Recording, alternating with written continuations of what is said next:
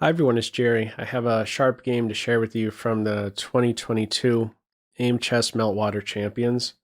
On the white end, Gukesh D, a 16-year-old Gukesh, playing against Magnus Carlsen.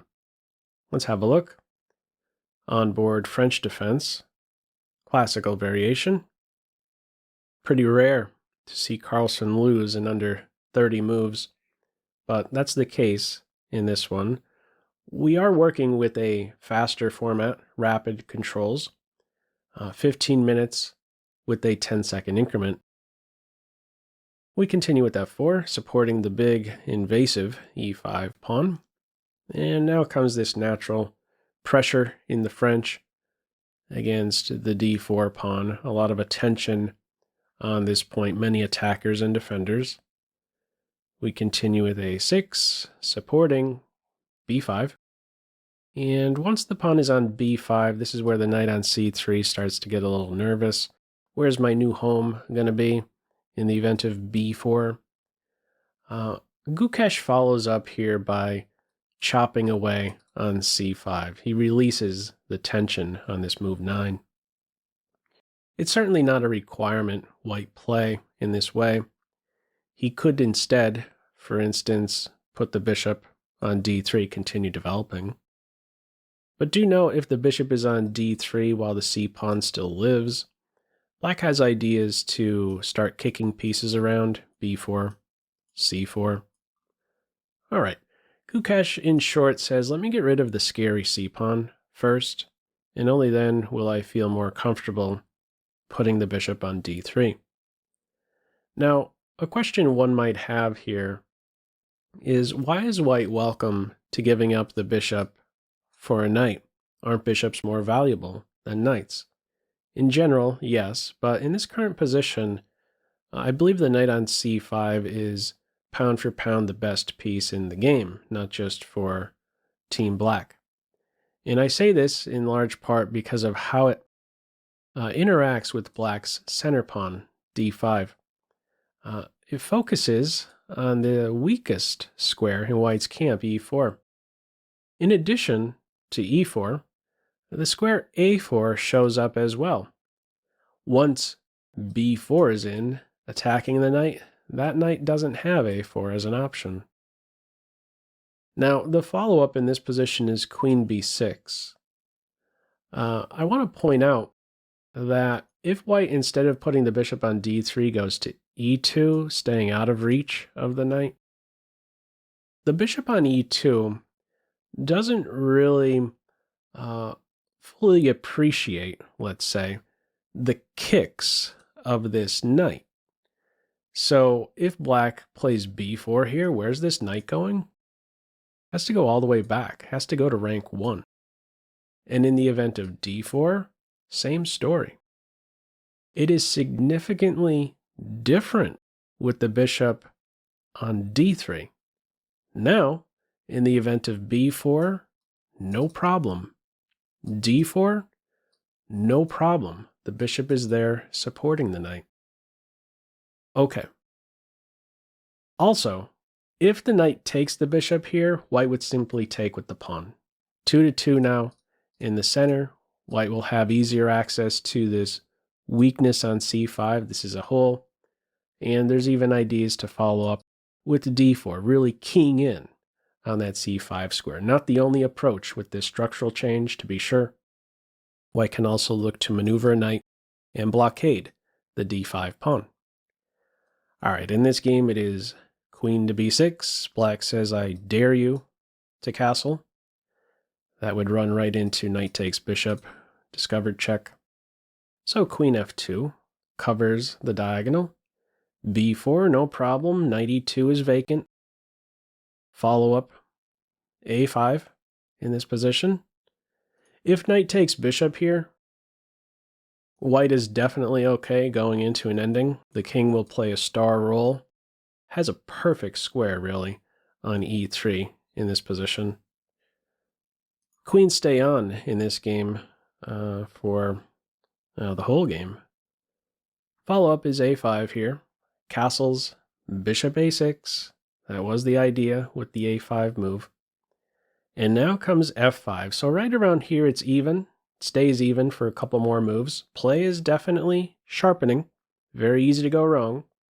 And it's black who is the side who starts to be a bit better. In fact, black is winning first in this game, but it's a sharp position, very easy to go wrong. It is white in the end. White gets the last laugh in this one. Follow up here, e takes f. The reply is not the recapture on f5.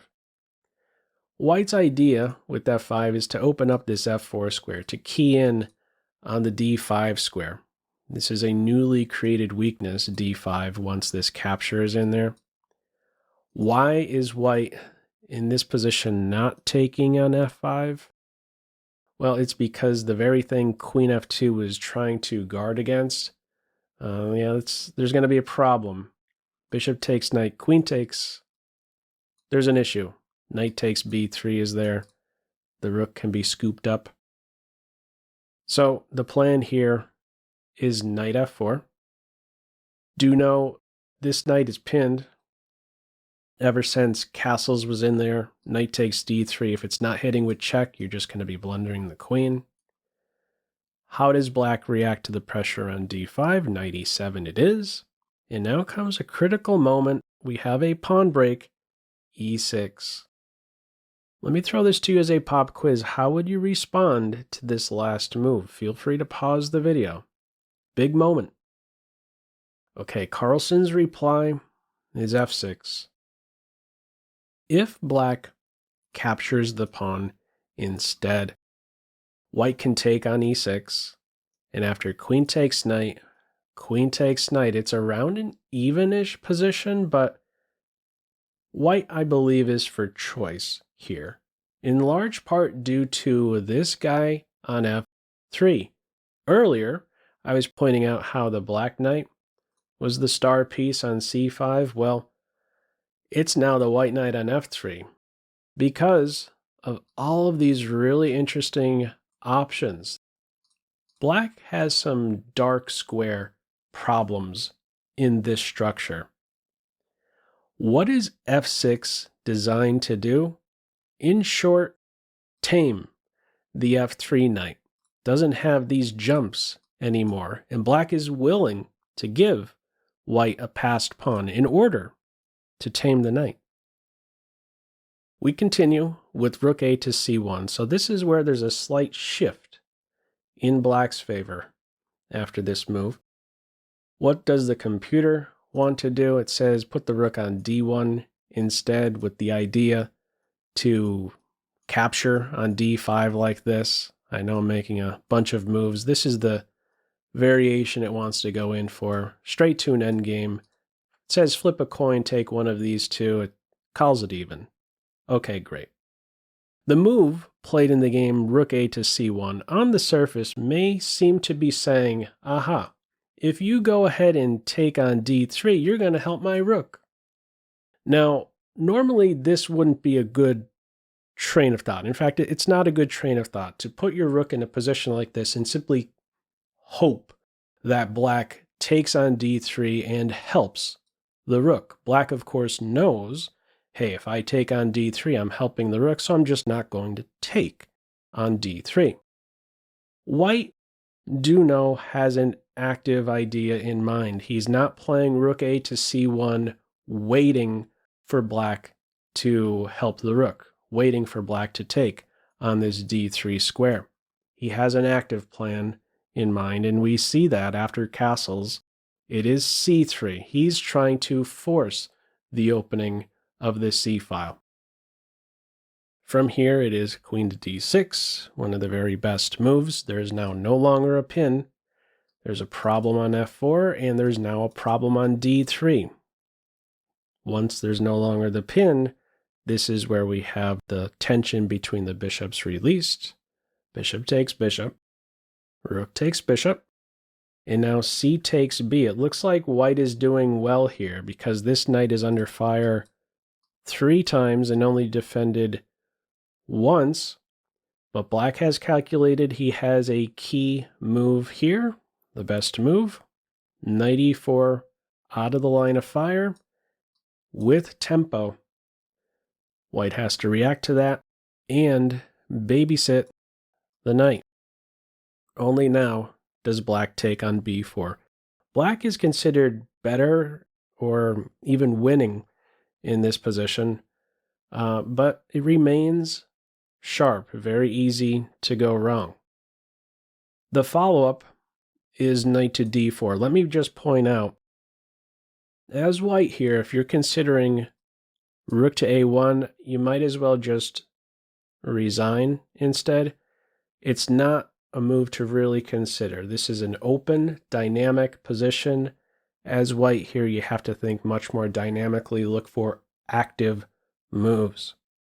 Knight d4 is an active move. It's an improvement for the knight, securing e6.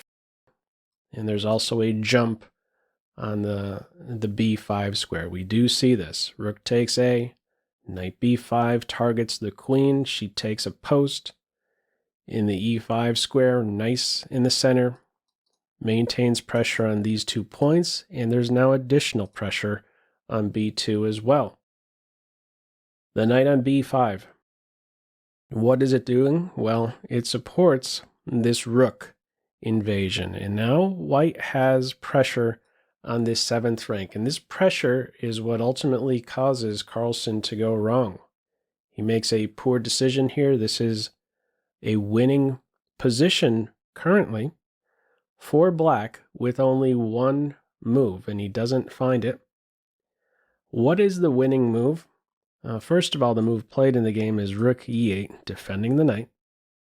The winning move is knight g6, apparently, increasing pressure on f4, trying to undermine the support of the e6 pawn. Why does Carlsen maybe not play this move? I'm not sure of the exact, I'm not sure what the time situation was at this stage. But I imagine a reason he maybe didn't put the knight on g6 is because of the reply knight h5. And there's an issue here on g7. Black still has a way forward with f4, targeting the queen, targeting the knight. All right.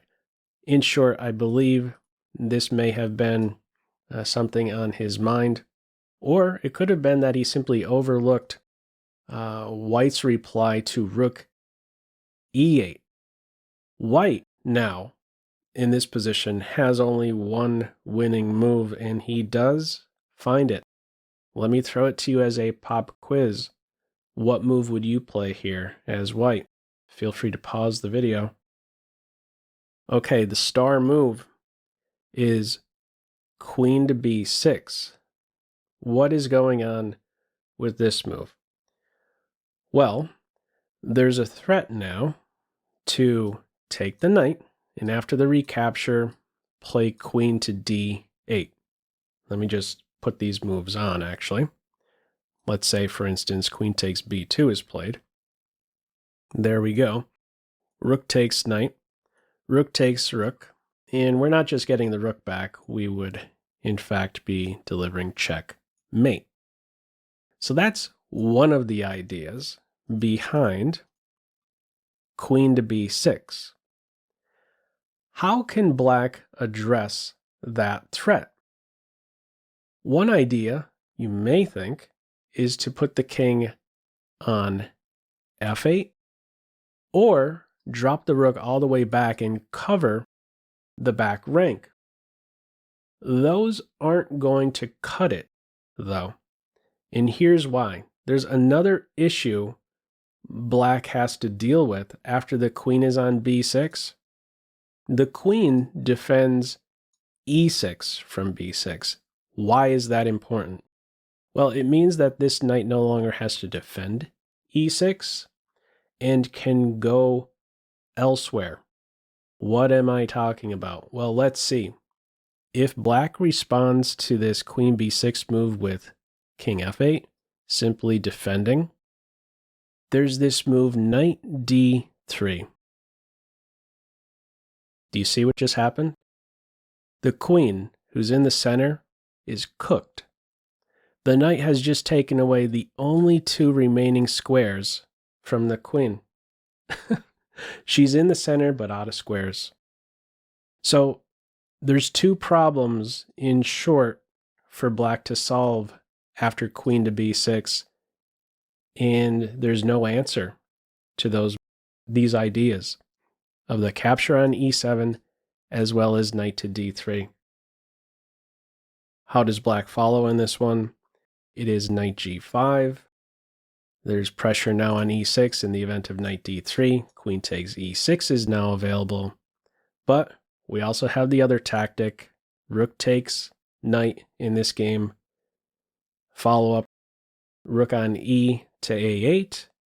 And now we have simply queen to c7. White is up the piece, offering a queen exchange and increasing the pressure on g7. The follow-up is queen e3 check, but after the simple king h1, Carlsen resigns. There's no answer to this pressure on g7.